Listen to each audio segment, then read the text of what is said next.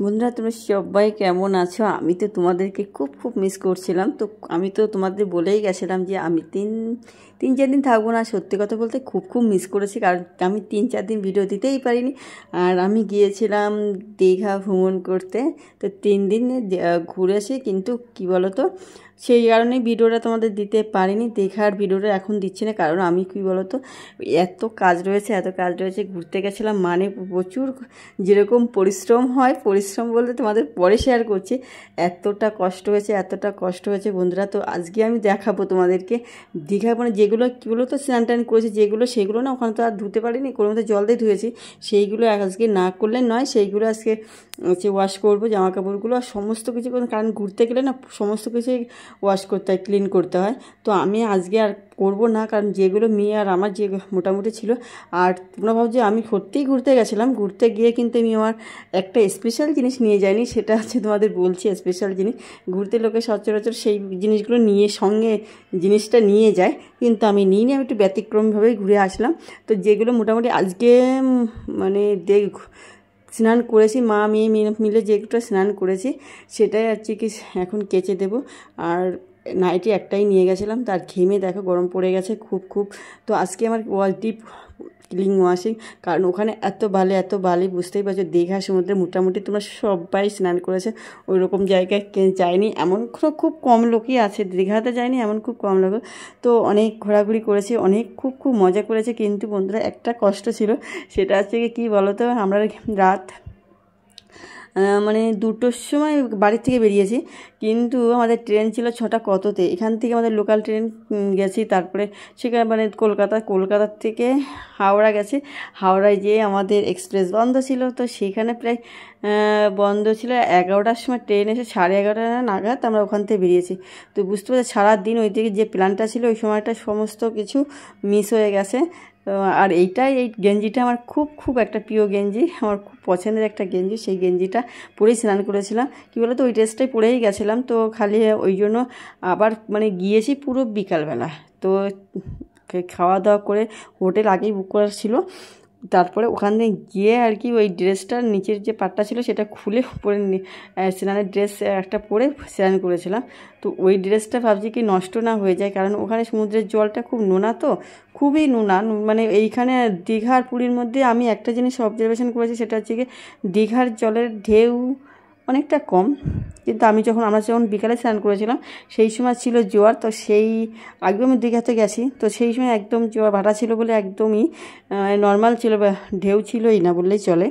আর এদিনকে যেদিন স্নান করলাম প্রচুর ঢেউ ছিল, কিন্তু পুরীর ঢেউয়ের ভিতর যে গর্জন, সেই গর্জনটা এখানে একটু কম। আর এখানে জলটা একটু বেশি লবণ, আর ওখানে জলটা একটু বেশি মানে লবণ কম। আর এখানের জলের একটু কী বলেন তো, এখানের জলের হচ্ছে গিয়ে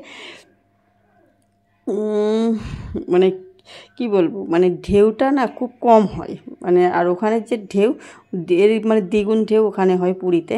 তো এই জিনিসটা আমি অবজারভেশন করেছি। আর এখানে বালিটা অনেক বেশি, আর ওখানের বালিটা অনেকটা কম। ওদের মানে জলটা না বালি যেহেতু জল, আর পুরীর না জলটা অত বালি থাকে না, এই আছে। আর একটা এখানে পাথর থাকে, মানে অ্যাক্সিডেন্ট হওয়ার খুব ভয়।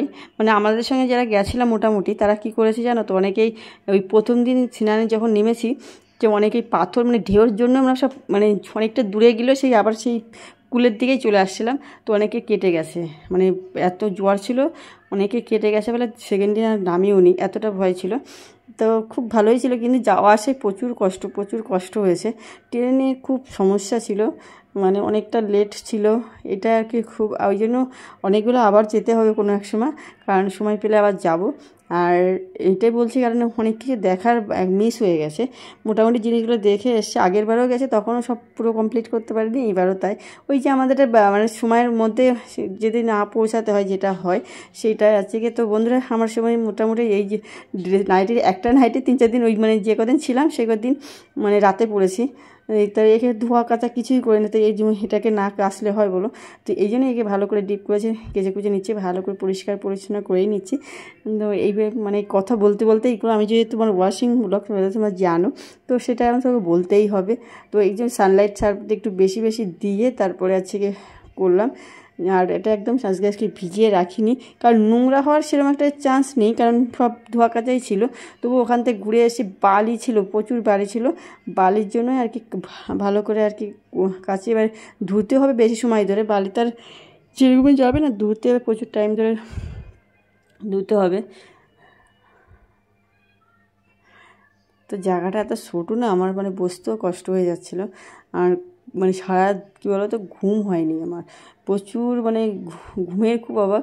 আর সবথেকে ভালো কথা, আমরা জানো তো ট্রেন লেট, তারপরে রাত 1টায় উঠেছি, 1টায় উঠে 2টোর সময় গুছিয়েছি সমস্ত গুছাটাছি করে, তারপরে তাহলে ট্রেন লেট, যে টাইমে আমরা ওখানে যে পৌঁছাবো সেই সময় আমরা ট্রেনে উঠতেও পারিনি, বুঝতে পারছো তাহলে কতটা সময় আমাদের লস। তারপরে আর রাতে এত ঘুম, তো আমরা স্টেশনে একটা একজন আমার এক বান্ধবী নিয়ে গেছিলো, যে কি একটা মানে চট মতন নিয়ে গেছে, চট তো না আর কি ট্রিপল টাইপের, ওর উপরে আমি ঘুমিয়েছিলাম, মানে সবাই ঘুমিয়েছিল, মানে কী বলবো সব, মানে আমাদের টিমে সবাই ঘুমায়নি বলতে ভুল, আমাদের টিমে সবাইকে মানে আমরা সবাই ঘুমিয়েছিলাম, তার মধ্যে আমার একটু ঘুমটা বেশি, আমি যেখানে সেখানে ঘুমিয়ে পড়ি বুঝলে, অনেকে আবার ঘুমায়নি বলে, অনেকে আবার কিনে যেখানে সেখানে ঘুমানো যায় নাকি, কিন্তু আমি সত্যি কথা বলতে একদম ভিখারির মতো যেরকম ঘুমায় না ওরকম, মানে ওরকম আমি খারাপভাবে বলছি না, আর কী বলতো ওটা হচ্ছে মানে আমরা দেখি না স্টেশনে শুয়ে টুয়ে থাকতে, সেইভাবে আমি শুয়েছিলাম।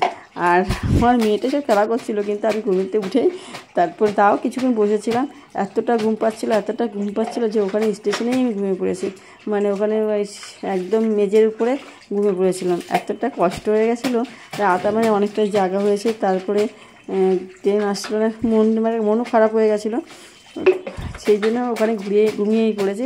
তাই 2-1জন ঘুমায়নি, এটা একদম বাস্তব কথা। আর আমাদের সঙ্গে আরও অনেকে ছিল, চোখ পুরো লাল হয়ে গেছে, তো সবাই মোটামুটি একটু আধটু, 2-1জন ঘুমায়নি, আমার মোটে টোটাল গিয়েছিলাম 23 জন। তারপরে বুঝতে পারছি 23 জনে, একটা টিমে 23 জন মানে প্রচুর লোক।